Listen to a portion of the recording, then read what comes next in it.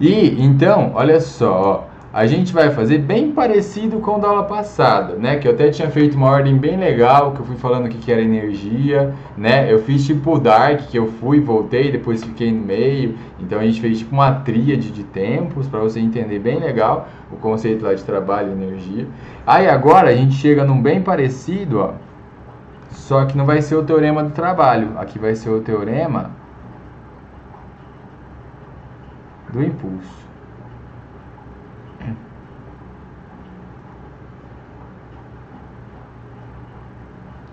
Teorema do impulso. Beleza. Então vamos lá. Eu vou partir da equação mais básica, né? Da equação que a gente mais gosta até aqui, que é qual?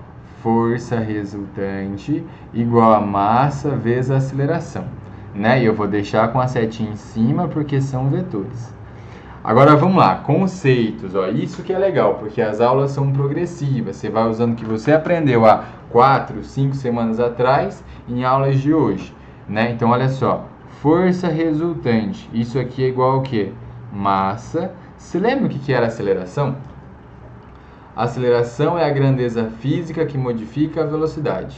Portanto, a aceleração eu posso escrever que ela é delta V dividido por delta T, né? Como eu não quero deixar ninguém dividindo, ó, eu vou escolher esse delta T aqui que estava dividindo, eu vou passar ele para cá multiplicando. Então vai fazendo junto comigo, ó. Eu tenho força resultante vezes o intervalo de tempo, isso aqui igual a massa vezes a variação de velocidade. Só que daí, no lugar de variação, o que eu posso colocar? O significado disso, né? Que é final menos inicial. Beleza, então vamos por parcelas, ó. Bem com calma que as coisas vão aparecendo. Aqui em cima, força resultante vezes o tempo. Isso aqui igual a, como eu tenho um parênteses, né? Você vai fazer vezes o primeiro, depois vezes o segundo. Então eu tenho massa vezes velocidade menos massa vezes velocidade inicial. Você termina, vai. O que apareceu na sua frente agora? Com uma equação que você já conhecia, que era força resultante igual a m vezes a. O que está escrito aí?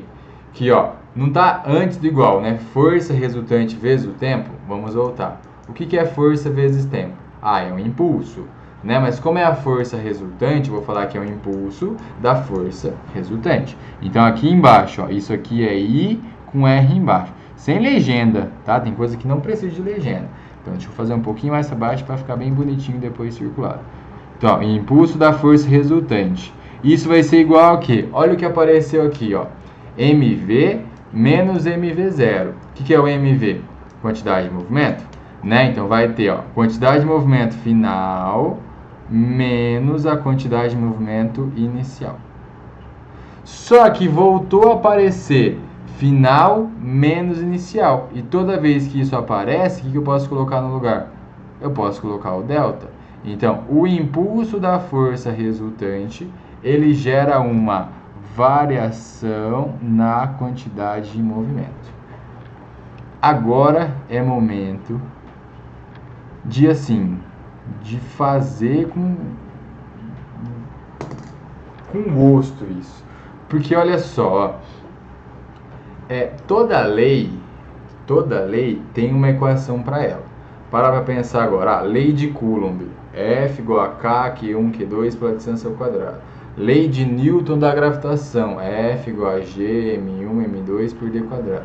Leis de Newton, segunda lei, força resultante igual a M vezes A, a gente está usando agora. Terceira lei, dá para escrever a terceira lei em equação? Dá. FAB igual a que? FBA. Né? Só que se eu colocar a setinha, eu coloco o sinalzinho de menos, porque ação e reação tem sentido oposto, né? Beleza. Agora, e a primeira lei? Né? Um monte de lei que eu te forneci, eu te dei a equação, mas e a primeira lei de Newton? Cadê a equação dela? Porque você sabe enunciar ela nesse instante, nessa altura do campeonato? Sim, como que era o enunciamento dela? Todo corpo em equilíbrio, né? Lembra a palavra equilíbrio, tende a permanecer em equilíbrio. até que uma força resultante diferente de zero seja aplicada sobre ele. Certo ou não certo? O que era equilíbrio? Estar em repouso ou estar em MRU? Ou seja, estar em repouso é ter velocidade constante de zero, e estar em MRU é ter velocidade constante diferente de zero. Ou seja, para você sair do equilíbrio tem que mudar o seu movimento. Tem que mudar o quê? Sua quantidade de movimento. Olha para essa equação e você tenta falar a primeira lei de Newton olhando para ela. Tá, uma força resultante faz o quê? Gera um impulso, né, de uma força resultante. O que o impulso de uma força resultante faz? Ele gera uma, olha essa letrinha aqui, uma variação. No que? No movimento. Ou seja, ele tira do repouso, ele tira da velocidade constante, ele muda o seu movimento. Ou seja, você sai da sua inércia. Então, isso aqui é a primeira lei de Newton escrita em forma de equação. Tá? Isso aqui é a primeira lei de Newton escrita em forma de equação. Beleza? Tranquilo? Então tá aí, ó. A gente viu então, o que é impulso, o que é a quantidade de movimento e a relação entre os dois, né? Que o impulso da resultante é a variação da quantidade de movimento.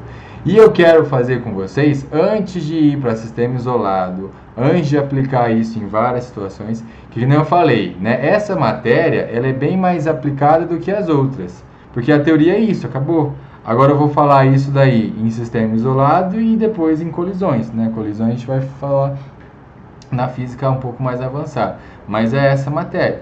Mas olha essa situação, e eu quero que você tente me explicar, né? Por pensamento, pode ser. Imagine aqui, ó, você tem aqui uma pessoinha, duas pessoinhas, né? Pode ser duas pessoinhas iguais? Deixa eu ver se copia inteiro, não copia inteiro. Copia inteiro. Assim copia? Não. E assim? Assim vai. Tá, Ctrl C, Ctrl V. Beleza, exatamente onde eu queria. Aí, essa pessoa pulou. Por que ela pulou? Ela pulou de bungee jump, só que daí a corda arrebentou. Pronto. Aí, nas duas situações, ó, ela pulou da mesma altura. Exatamente da mesma altura, com a mesma essência do ar, mesmas condições. Exatamente as mesmas condições.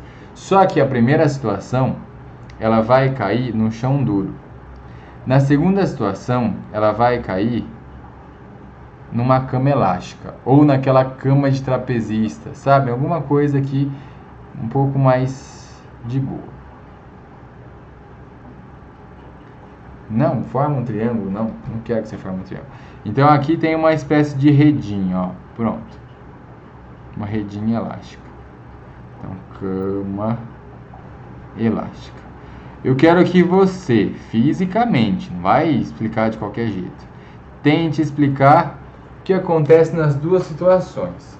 Se a força que ela recebe é igual, se o impulso é igual, por que uma situação ela morre e na outra não, por que uma ela se arrebenta, na outra não. E comece a aplicar as coisas que você aprende, né? Não precisa de alguém falando para que você aplique tudo. É legal você fazer o raciocínio, você pensar. Porque assim, ó, vê se você concorda desde o começo, ó. Nas duas situações, antes dela cair no chão, ela vai ter a mesma velocidade. Por quê? Porque é a mesma altura. A gente teve já, né, as aulas lá de queda livre. Então, ó, a primeira situação, ela chegou com uma certa velocidade. Aí assim, ó, a gente tem que aprender a analisar o evento. E eu falei isso na aula passada, lembra?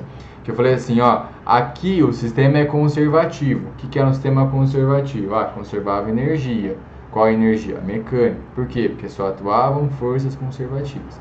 E se só tinha essas forças, você podia fazer, ó, energia mecânica inicial é igual a energia mecânica final. Só que uma hoje é outra amanhã, né? Lembra que lá o tempo não importava. Aqui não. Aqui é imediatamente antes do evento e imediatamente após o evento. Então seria como se você conseguisse ver imediatamente, sim, um pixel antes dele grudar a cara no chão e depois ele ter grudado a cara no chão. Então a situação imediatamente antes e imediatamente após. Então, ó, nas duas situações, você concorda que a velocidade do evento, né, a velocidade inicial do evento é a mesma? Sim ou não? Porque é a mesma altura. Depois, o que vai acontecer? Nas duas situações ele para, ele vai para zero, tanto no chão quanto na cama elástica. Certo ou não? Ele vai parar depois no final, né, desse evento, porque a cama elástica vai afundar e ele vai parar lá embaixo. Beleza. Então, ó, nas duas situações ele teve uma mesma mudança de velocidade. Nas duas situações ele teve uma mesma mudança de velocidade. Mas como é a mesma pessoa caindo, o que eu posso afirmar? Que, ó, a variação da quantidade de movimentos na primeira situação, ela é igual à variação da quantidade de movimento na segunda situação. Né? Porque a mudança de velocidade é a mesma, se eu multiplicar pela massa, eu tenho a mudança da quantidade de movimento. Só que, olha só que doido. Agora, o ΔQ não é o impulso? Se o ΔQ é igual nas duas situações, é porque o impulso que ele recebe do chão é o mesmo do impulso que ele recebe da cama elástica. Agora você para e fala assim, professor, você está louco, você chapou, o que você está fumando? Passa um pouquinho para mim que eu estou precisando. Não, o impulso é o mesmo. Só que olha só, aqui que vem a parte de pensar, a parte de você aplicar. O que é impulso? Não é força vezes o tempo? Então na primeira, ó, força vezes o tempo. Isso aqui igual a força vezes o tempo. Né? Lembrando que força é grandeza vetorial. Beleza, agora você, olhando para isso, explica por que uma situação ele morre e a outra não. O impulso é o mesmo, e você pode marcar já. Né? Geralmente o pessoal vai falar assim, tá louco, o impulso do chão é muito maior. Não, o impulso é o mesmo. O impulso é exatamente o mesmo. O que vai mudar? A força que você recebe. Mas por que muda? Olha só, isso aí não depende do tempo? Quando você cai diretamente no chão, você bate e já para. Então o tempo ele é muito pequenininho. E você está vendo que a multiplicação sendo constante, lá da matemática, né? Quando a multiplicação permanece constante, é porque essas grandezas são inversamente proporcionais. Ou seja, no chão, ó, como o tempo ele é muito pequenininho, a força é o quê? Muito grande. E como você recebe uma força muito grande do chão, isso é capaz de quebrar seus ossos, quebrar seu crânio, enfim, né? Você já sabe o que pode acontecer. Agora, quando você cai diretamente na cama elástica, o que ela faz? Ela amortece. Mas como que ela amortece? Aumentando o tempo de impacto. Né? Então, ó, se você conseguir aumentar o tempo de impacto de uma colisão, o que vai acontecer? Você vai diminuir a força que você sente. Diminuindo a força, a chance de sobreviver é muito maior. Se você aumentar muito o tempo, reduz muito a força. Aí basicamente não vai sentir nada. Beleza? Então essa é a diferença entre cair um chão duro e cair na cama elástica. É o tempo de impacto, consequentemente a força. Mas o impulso das duas situações é exatamente o mesmo. E agora, chegando nessa altura, né, no final, derradeira da mecânica, olha só, você muito provavelmente já deve ter ouvido, né, do seu pai, do seu avô, do seu tio, alguma pessoa mais velha, sabe aquela pessoa bem saudosista que fala assim, porque no meu tempo as coisas não eram assim, enfim, né, falando assim, porque no meu tempo tinha um carro que era uma Maverick, tinha o Opala, tinha não sei o que você batia e o carro continuava intacto, né? Era lata dura e não sei o que. Agora você encosta no carro, o carro já afunda, já tem que levar na funilaria. Mas, tá, assim, tem também um pouco a ver com a aerodinâmica. Para quê? Para você reduzir custo de combustível. Tem a ver também com redução de custo de material, né, para fazer em alta escala, mas principalmente tem a ver com essa parte de colisão. Porque antes você via um Opala, bateu, o carro está intacto, a pessoa estrupiada morreu, já era. Agora, o carro está arregaçado, deu 300 bilhões de cambalhota, a pessoa está dando entrevista, fala, o carro bateu ali, eu estou aqui de boa, vou ali no hospital, saber se eu estou bem ou não. Mas por quê? Porque quando o carro amassa mais, você já está dissipando aquela energia que tem que dissipar. né? É muito melhor que o carro sinta, né, que o carro dissipe aquela energia do que você. Alguém vai ter que sentir, alguém vai ter que dissipar aquela energia. Então, coloca no carro. Então, deixa uma lata um pouco mais mole, para quê? Para ele deformar mais, para ele pegar essa energia e dissipar na forma de alguma coisa, na forma de deformação, na forma de calor, para que você tenha mais chance de sobreviver. Beleza? Então, se alguém em algum momento da tua vida falar assim, porque o Opala, você explica isso para a pessoa, tá? Geralmente a pessoa marca cabeça dura, mas explica, né? Fala assim, ó, vou explicar um pouquinho de física para você agora, né? A pessoa vai até baixar a cabeça e falar assim, não, é verdade, agora eu confio em você. Beleza? Então tá aí, ó, fizemos os conceitos de impulso, quantidade de movimento, teorema do impulso e algumas aplicações. Eu vou fechar a gravação já.